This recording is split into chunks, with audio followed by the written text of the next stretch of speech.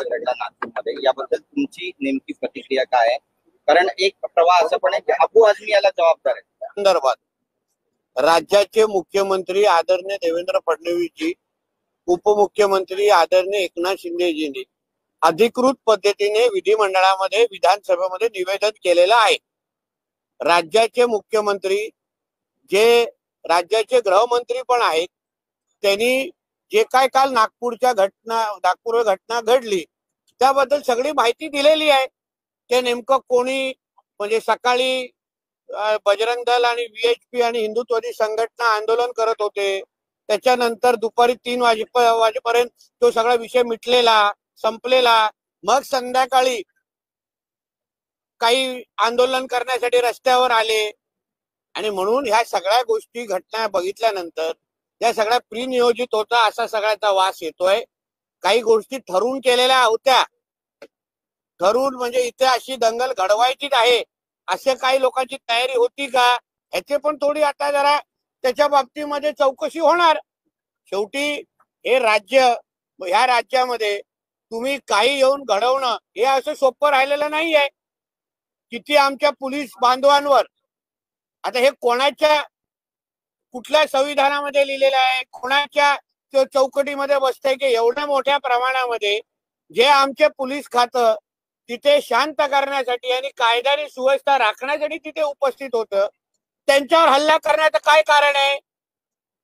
कशाला त्यांच्यावर हल्ला केला? एकाचा आमच्या DCP लेवलच्या अधिकाऱ्यांवर कुऱ्हाडीवर हल्ला केलेला आहे, कुऱ्हाडीने हल्ला केलेला आहे. हे अशा पद्धतीचे आंदोलन कुठल्या चौकटीत होतात? आणि आमच्या पोलीस बांधवांवर हल्ला केल्यानंतर तुम्हाला वाटतं सरकार म्हणून आम्ही गप्प बसणार? पाकिस्तानचा अब्बा आठवणी देईल अशी कारवाई आता होणार आहे. मग कळेल काय असतं ते, पोलिसांवर हल्ला करून काय होतं ते. म्हणून आंदोलन करण्याचा अधिकार प्रत्येकाला आहे ना, पण हे कुठल्या प्रकारचे आंदोलन आहे ज्याच्यामध्ये पोलिसांवर हल्ला करायचा, कुऱ्हाडीने हल्ला करायचा पोलिसांवर? कशासाठी? कोणी हिंमत दिली आहे? म्हणून ही सगळी हिंमत तोडण्याचं काम आमच्या देवाभाऊचं सरकार निश्चित पद्धतीने करेल, एवढा विश्वास महाराष्ट्राच्या जनतेला देतो.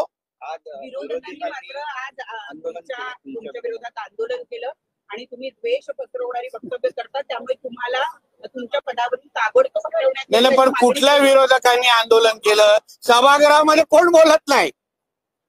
कोणी आंदोलन म्हणजे सभागृहामध्ये एकाने पण काही बोललं नाही याबद्दल, ज्याच्याबद्दल तुम्ही मला प्रश्न विचारताय.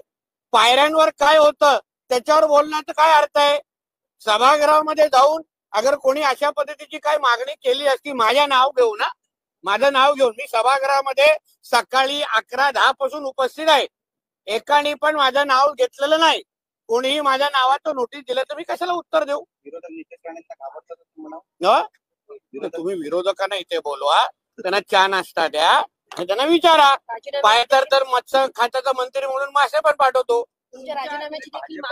कोणी केली मॅडम? एक अधिकृत सभागृहामध्ये कोणी अशी मागणी केलेली मी ऐकलेली नाही. तुमचे कॅमेरा लागलेले आहेत, सभागृह तुम्ही सकाळपासून कव्हर करताय. कोणी अशी मागणी केलेली ऐकली आहे का? मी कशाला उत्तर देत बसू? ही मागणी झालेली नाही.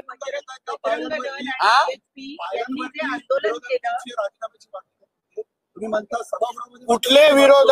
मला जी काय फोटो कोणीतरी दाखवला मागे विरोधक, त्याच्यामध्ये आमचे सत्ताधारी पण आमदार होते.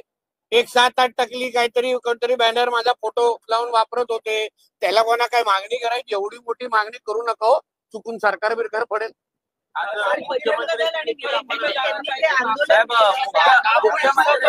मुख्यमंत्री एक मराठी काल VHP आणि बजरंग दल यांनी जे आंदोलन केलं त्याचा परिपाक म्हणून काल रात्री ती दंगल नागपुरात पेटली असं विरोधकांचं म्हणणं आहे. सातत्याने द्वेषपूर्ण वक्तव्य करणं आणि पण सकाळचं जे आंदोलन आहे ते कशासाठी झालं?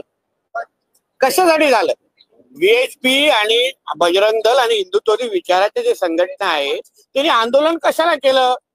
म्हणजे ह्या राज्यामध्ये अशा या मुद्द्यावर आंदोलन करण्याची काय चूक आहे का? की त्याला लगेच तुम्ही संध्याकाळी पोलिसांना मारेपर्यंत तुम्ही वातावरण खराब करणार?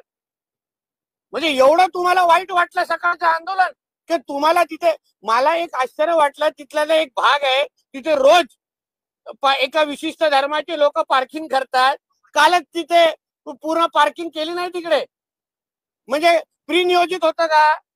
आता जे आमच्या मुख्यमंत्री साहेबांनी सभागृहामध्ये सांगितलं, ट्रकभर दगड आले कुठून? ट्रकभर दगड तिथे का ठेवलेले आणून? म्हणजे काय उद्दिष्ट होता? काय उद्दिष्ट होतं त्याच्या मागचं? या सगळ्याची आता चौकशी टप्प्याटप्प्यात होईल. म्हणून तो तुम्हाला सांगितलं, पाकिस्तानातला अब्बा आठवणीत येईल अशा पद्धतीचा आता कारवाई पुढे येणार.